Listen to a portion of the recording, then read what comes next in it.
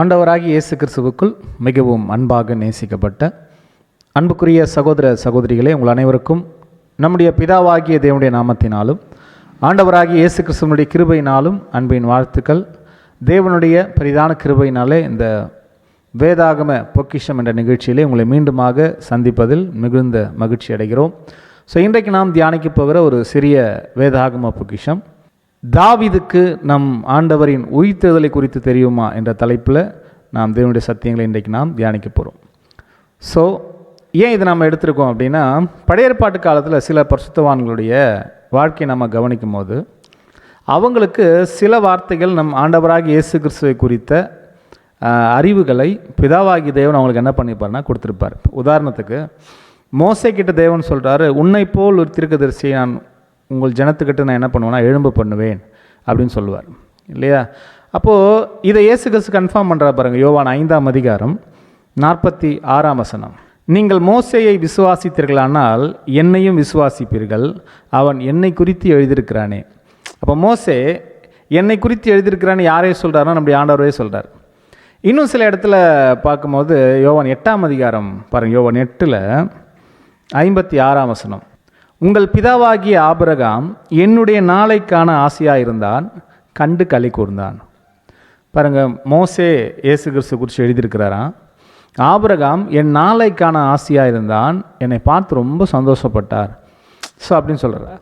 அதன் அடிப்படையில் நாம் பார்க்கும்போது அப்போது தாவீதுக்கு ஏதாவது ஒரு விஷன் இருந்துச்சா? தாவீதுக்கு ஏதாவது சில காரியங்களை தேவன் வெளிப்படுத்தியிருந்தாரா? இப்போ நான் இவங்களுக்கு எல்லாருக்குமே நம்முடைய ஆண்டவராகிய இயேசு கிறிஸ்துடைய காரியங்கள் முழுமையாக தெரியும்னு சொல்ல வரல. அவங்களுக்கு என்ன தெரியணும்னு தேவன் விரும்பினாரோ அதை அவங்களுக்கு சொல்லி கொடுத்துருக்கிறார் இல்லையா. அதுபோல் தாவீது ராஜாவுக்கு நம் ஆண்டவராகிய இயேசு கிறிஸ்துவனுடைய உயிர்த்தெழுதலை குறித்து சில காரியங்களை தேவன் வெளிப்படுத்தியிருக்கிறார். அதுதான் உங்ககிட்ட நான் இப்போ என்ன பண்ண போகிறேன்னா பகிர்ந்துக்க போகிறேன். படிக்கலாம். சங்கீதம் 16ஆம் சங்கீதத்தில் மொத்தம் எத்தனை வசனம் இருக்குது அதில் அப்படின்னா 1லேருந்து 11 வசனங்கள் அந்த சங்கீதத்தில் இடம்பெற்றிருக்கு. சில சங்கீதங்களை தாவீது பாடும்போது அவருக்கு என்ன தெரியும்னா, சில இடம் அது தாவீது ராஜாவை குறிக்கும், சில இடம் நிச்சயமாக அவருக்கு என்ன ஆகாதுன்னா அப்ளை ஆகவே ஆகாது. அது அவருக்கு நல்லாவே தெரியும். இது பின்னாடி வரப்போகிற யாரோ ஒருவரை குறித்து தேவன் என் மூலமாக என்ன பண்ணுறார், இந்த காரியங்களை சொல்கிறாருன்ற விஷயம் தாவீதுக்கு நல்லாவே தெரியும். அப்போ இந்த இடத்துல 16ஆம் சங்கீதத்தில் மேலே இருந்த வசனங்கள் எல்லாம் நம்ம படிச்சுட்டு 8ஆம் வசனத்தை தாண்டி நாம் படிக்கும் பொழுது அதில் ஒரு வசனம் மட்டும் படிக்கலாம் பாருங்க. 10ஆம் வசனத்தை, என் ஆத்துமாவை பாதாளத்தில் விடீர், உம்முடைய பரிசுத்தவானை அழிவை காண ஓட்டீர். இந்த வசனத்தை இஸ்ரேல் ஜனங்கள் என்ன புரிஞ்சுக்கிட்டாங்கன்னா, இது தாவீது தன்னை குறித்து தான் என்ன பண்ணுறாருங்க பேசுகிறாரு, அவருடைய ஆத்மாவை தேவன் பாதாளத்தில் விடுறதில்ல இல்லையா அப்படின்னு புரிஞ்சுக்கிட்டாங்க. இந்த பாயிண்ட்டை தான் அப்போஸ்தலனாகிய பேதுரு பெந்தேகோஸ்தே நாளில் இல்லையா, உலகமெங்கிலும் இருக்கக்கூடிய யூதர்கள், பக்தியுள்ள யூதர்கள் எருசலேமில் கூடியிருக்கும் பொழுது அவர்களுக்கு முன்பாக நம் ஆண்டவருடைய மேன்மையும் அவருடைய பலியின் புண்ணியத்தையும் அவள் எடுத்து காண்பிக்கும் பொழுது, விவரித்து காண்பிக்கும் பொழுது அவள் இருதயத்தில் குத்தப்பட்டவர்களாய் நாங்கள் என்ன செய்ய வேண்டும் என்று கேட்டாங்க இல்லையா. அந்த இடத்துல தாவீதை குறித்து அழகாக ஒரு விஷயத்தை அப்போஸ்தலனாகிய பேதுரு என்ன பண்ணுறாருன்னா விவரித்து காண்பிக்கிறார். நாம் படிக்கலாம் பாருங்க. அப்போஸ்தலர் 2ஆம் அதிகாரம் 25ஆம் வசனம் முதல் 34ஆம் வசனம் வரைக்கும் நீங்கள் எழுதி வச்சுக்கோங்க, வீட்டில் படிங்க. இதில் அழகாக என்ன பேசிட்டு வர்றாருன்னா, தாவீது ராஜாவை குறித்து அந்த 16ஆம் சங்கீதத்தை தான் இங்கே பேசுகிறார். ஓகே, இப்போ 16ஆம் சங்கீதத்தை நம்ம ஏற்கனவே போய் படிச்சுட்டு வந்தோம் இல்லையா. படிக்கும் பொழுது அதில் என்ன சொல்லுதுன்னா, என் ஆத்துமாவே நாங்கள் ஒரு வார்த்தை இருக்குது. அப்போ எல்லாரும் என்ன புரிஞ்சுக்கிட்டாங்கன்னா, ஒருவேளை அது தாவீது தான் சொல்கிறா போல, என் ஆத்துமாவை அப்படின்னு சொல்கிறாருன்னு புரிஞ்சுக்கிட்டாங்க.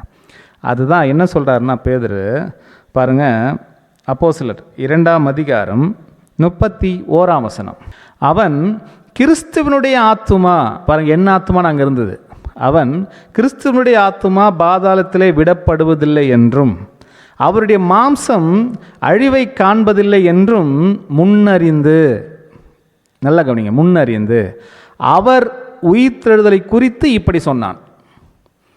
யார் உயிர்த்தெழுதல்? நம்ம ஆண்டவருடைய உயிர்த்தெழுதலை குறித்து இப்படி சொன்னான். அப்போ தாவீது ரொம்ப தெளிவாக தான் பாடியிருக்கிறாரு.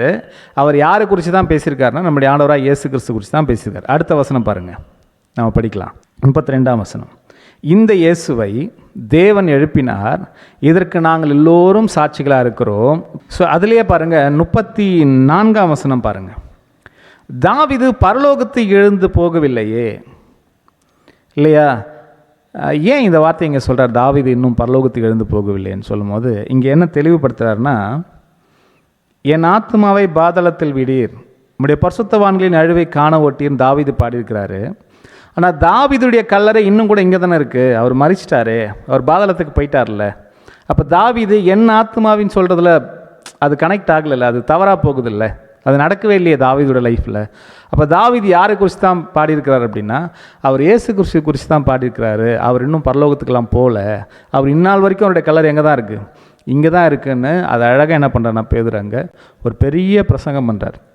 இப்போ தாவீது ராஜாவுக்கு என்ன புரிதல் இருக்குது அப்படின்னா, மேசியான்னு ஒருத்தர் வருவார் இல்லையா, அவர் மரிப்பார் ஜனங்களுக்காக, அவர் எல்லாருக்காகவும் மரித்து உயிர்த்தெழுவார் என்ற ஒரு நம்பிக்கை, ஒரு முன் அறிவு யாருக்கு தேவன் கொடுத்துருந்தாருன்னா தாவீது ராஜா கொடுத்துருந்தாருன்றதான் நாம் இதில் புரிஞ்சுக்கிறோம் இல்லையா? ஸோ இதை கேட்டுக்கொண்டிருக்கிற அன்பான சகோதர சகோதரிகளே, நம் ஆண்டவருடைய அறிவை அநேகர் பெற்றிருக்கிறார்கள்.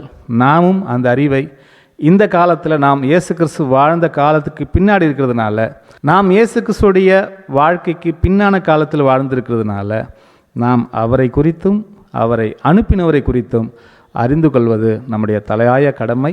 அதனால தான் யோவான் 17:3 சொல்லுது, ஒன்றான மெய்தேவனாகிய உம்மையும் நீர் அனுப்பினவராகிய இயேசு கிறிஸ்துவையும் அறிவதே நித்திய ஜீவன். இருவரையும் அறிந்து நித்திய ஜீவனை பெற்றுக்கொள்ள தேவன் தாமே நம்ம ஒருவரையும் ஆசீர்வதிப்பாராக. ஆமென்.